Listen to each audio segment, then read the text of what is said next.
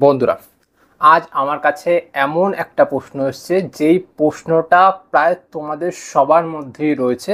কারণ আমাকে যারা পার্সোনালি মেসেজ করো, যারা আমাকে কমেন্ট করো, প্রত্যেক জনেরই দেখছি একই প্রবলেমটা কিছুটা এরকম যে প্রিয়জন হঠাৎ করেই তার সাথে সম্পর্ক বন্ধ করে দিয়েছে। হঠাৎ করে সে কথা বলা বন্ধ করে দিয়েছে। যেখানে সম্পর্কটা খুব ভালো ছিল, সম্পর্কটা খুব ভালোভাবে তৈরিও হয়েছিল, এমন এমন কিছু সিচুয়েশন হয়েছিল যেখানে সেই মানুষটাই নিজে থেকে এসে প্রপোজ করেছিল। এখন সেই মানুষটাই ছেড়ে দিয়ে চলে গেছে। এইবার কি করলে সেই মানুষটাকে ফিরে পাওয়া যেতে পারে? কারণ সে তো চলে গেছে। এবার সে যখন ছেড়ে দিয়ে চলে গেছে, সে নিশ্চয়ই কোনো একটা কারণ দেখিয়ে চলে গেছে। তাই কি করলে সেই মানুষটা ফিরে আবার আসবে, আজকে এই বিষয়টা নিয়ে কথা বলবো। চলো ভিডিওটা আজকের এখান থেকে স্টার্ট করা যাক। যদি মনে হয় আজকের ভিডিও, আমার কথাগুলি ভালো লেগেছে, ভিডিওটাকে দেখার সাথে সাথে প্লিজ লাইক করো। তোমাদের লাইকটা আমার কাছে ভীষণ গুরুত্বপূর্ণ, ভীষণ জরুরি। তোমরা দেখছো যে এটা তার প্রমাণ। এটাতে আমি ভীষণ খুশি হই। তাই প্লিজ লাইক করো। আর যারা যারা চ্যানেল এখনো সাবস্ক্রাইব করোনি, প্লিজ সাবস্ক্রাইব করে আমার সাথে থেকো, আমাকে একটু সাপোর্ট করে দাও। চলো শুরু করা যাক। প্রথমে এটা বলি যে কি কারণটার জন্য সেই মানুষটা তোমার থেকে দূরে চলে গেছে। কারণটা ভালো মতন শুনে রাখো, বুঝে নাও। কারণটা হলো তোমার অতিরিক্ত পরিমাণ তাকে খুশি রাখার চেষ্টা।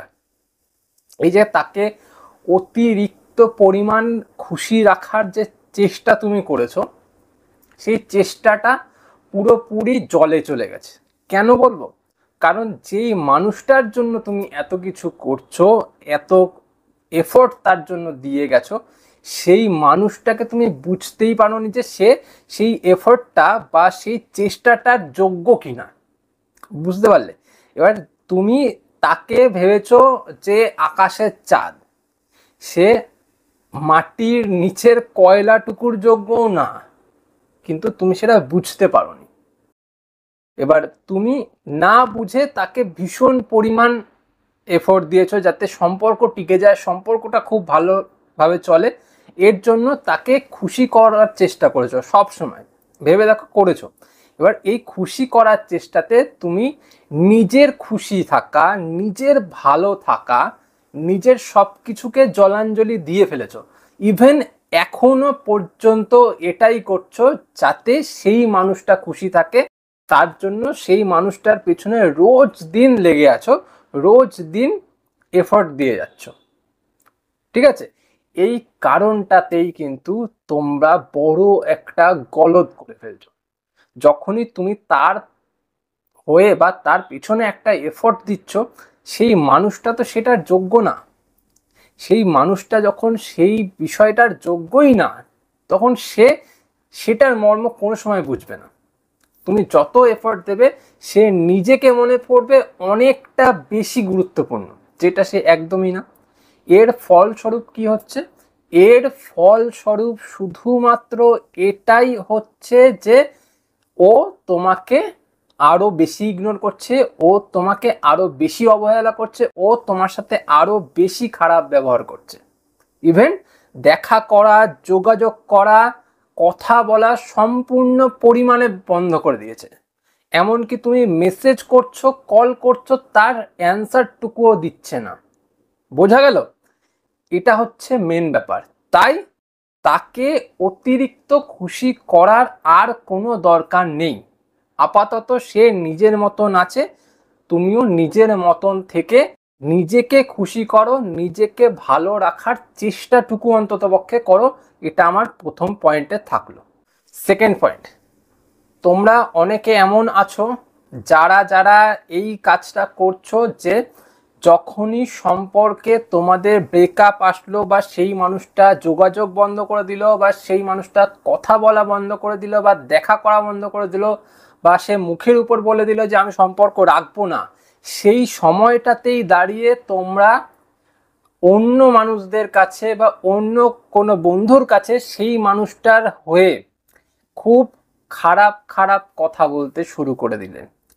তাকে না তাকে ঘিরে নানান রকমের অভিযোগ তুমি তোমার বন্ধুর কাছে জানাতে শুরু করে দিলে, সেই মানুষটাকে নিয়ে নানান রকমের হুমকি, থ্রেট, সে ভালো থাকবে না, এই করবে না, সেই করবে না, নানান রকমের কিছু তুমি তোমার বন্ধুকে বলে দিলে। এবার তুমি এই জিনিসটা একবারও বুঝলে না যে তুমি যেই মানুষটাকে তোমার মনের কথা বা তোমার মনের কষ্টগুলো জানাচ্ছ অ্যাজ এ ফ্রেন্ড হিসাবে, সেই মানুষটাই কিন্তু মির্জাফর হয়ে তোমার কথাগুলো সেই তোমার প্রিয়জনটার কাছে পাঠিয়ে দেবে। যেই প্রিয়জনটার জন্য তুমি এত কিছু করেছো, যেই প্রিয়জনকে পাওয়ার জন্য তুমি এত চেষ্টা করছো, সেই প্রিয়জনটার কাছে যখন তার বিষয়ে নিন্দামন্দগুলো যাবে, সে কি করবে? সেই মানুষটা কিন্তু তোমাকে আরো বেশি ঘৃণা করবে। যেই মানুষটা হয়তো সামান্য রাগের কারণে তোমার সাথে কথা বলা বন্ধ করেছিল, সামান্য দুঃখ বা অভিমানের কারণে সেই মানুষটা তোমার সাথে কথা বলছে না, দেখা করছে না, মেসেজের রিপ্লাই দিচ্ছে না, বা হয়তো সেই মানুষটা নিজে প্রবলেমে পড়ে গিয়ে তোমার সাথে কথা বলা, যোগাযোগ করা বন্ধ করে দিয়েছে, হতেই পারে। তুমি কিন্তু সেটা বোঝোনি, ঠিক আছে? এবার যখনই তুমি এটা না বুঝে এই জিনিসগুলোর বিষয়ে তোমার ফ্রেন্ডকে বললে, সেই ফ্রেন্ড কিন্তু তোমাদের সম্পর্কের মধ্যে একটা বিষ ঢেলে দিল, আর এই বিষটাই কিন্তু তোমাদের পুরো সম্পর্কটাকে ছাড়কার করে দেবে, শেষ করে দেবে, নষ্ট করে দেবে।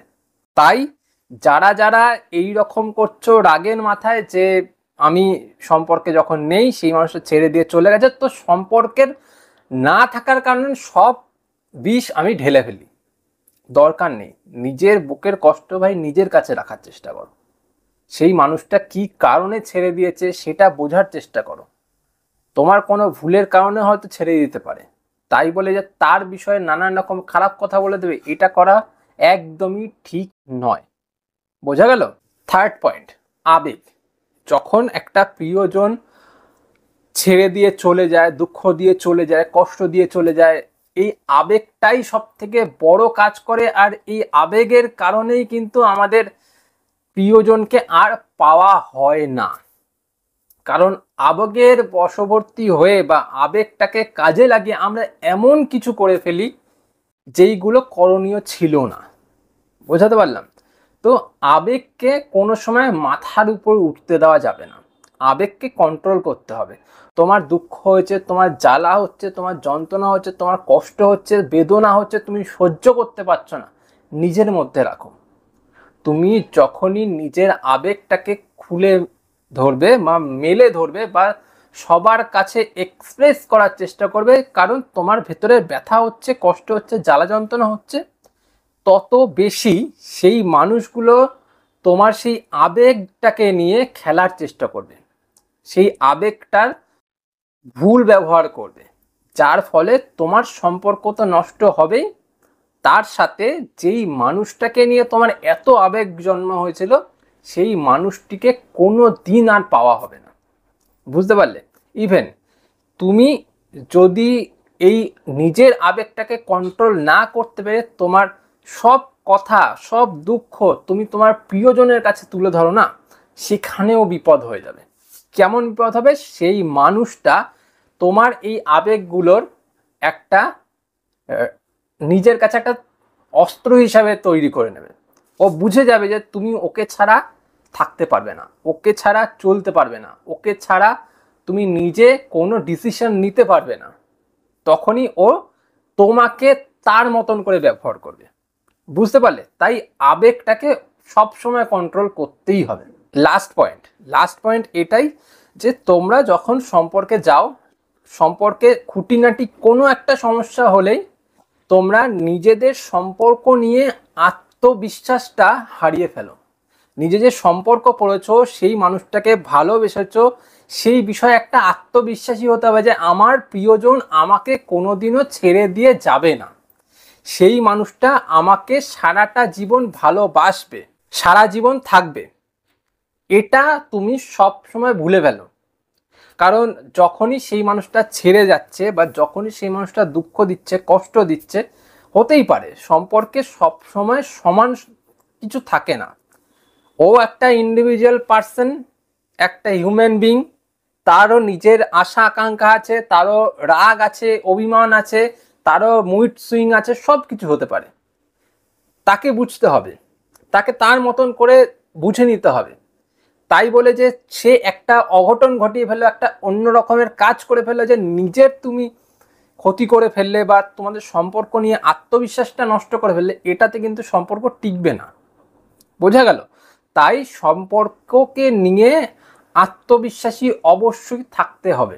নিজের সম্পর্কের যে মেন আধারটা সেটা হচ্ছে আত্মবিশ্বাস। এটা হারিয়ে ফেললে সম্পর্কের মেন স্তম্ভটাই নড়বড়ে হয়ে গেল। তাহলে কিন্তু সম্পর্ক কোনোভাবে চলবেই না, এটা বুঝতে হবে। সম্পর্কতে ঝগড়া অশান্তি হোক, সম্পর্কতে বনিবনা না থাকুক, দেখাশোনা না থাকুক, সে দেখা করছে না, রাগের চোটে দেখা করছে না, কথা বলছে না, রাগের চোটে কথা বলছে না, কিন্তু কথা বলবে।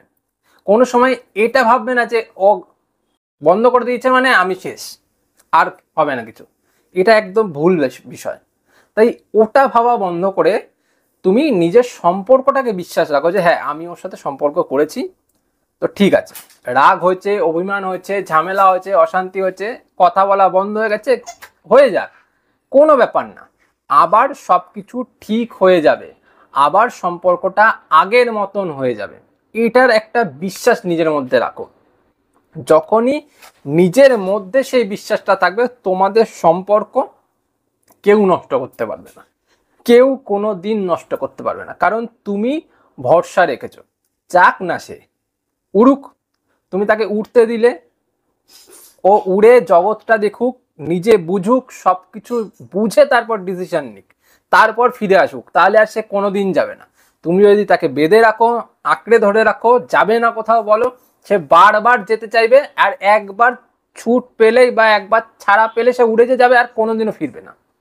তাই তাকে গণ্ডির মধ্যে আবদ্ধ না করে খোলা আকাশে উঠতে দাও, দেখবে এক সময় সে ঠিক নিজে জাগাতে ফিরে আসবে। বুঝতে পারলে? বিশ্বাস রাখো, ভরসা রাখো, এটাই সম্পর্কের মেন জায়গা বা একটা সব থেকে বড় শক্ত পিলার। ওটা না থাকলে কিচ্ছু থাকবে না। বোঝাতে পারলাম? তো এই চারটে বিষয়কে একটু মাথায় রাখো। সম্পর্ক খারাপ হয়ে গেছে, সম্পর্ক নষ্ট হয়ে গেছে, হোক না, যদি তোমার ভরসা থাকে, বিশ্বাস থাকে, সে আবার ফিরে আসবে, আবার তোমার সাথে সম্পর্কটা ঠিক করে নেবে। নয়তো কোনো দিন আর তাকে পাওয়া হবে না, তাই না? তো এটা বোঝার চেষ্টা করো। আশা করি তোমরা বুঝলে। ভিডিওটাকে বুঝে থাকলে তোমরা ভিডিওটাকে লাইক করে যাও, আর চ্যানেলটাকে সাবস্ক্রাইব করে আমার সাথে থেকো। আজ চলি, পরে দেখা হবে অন্য কোনো ভিডিওতে। টাটা।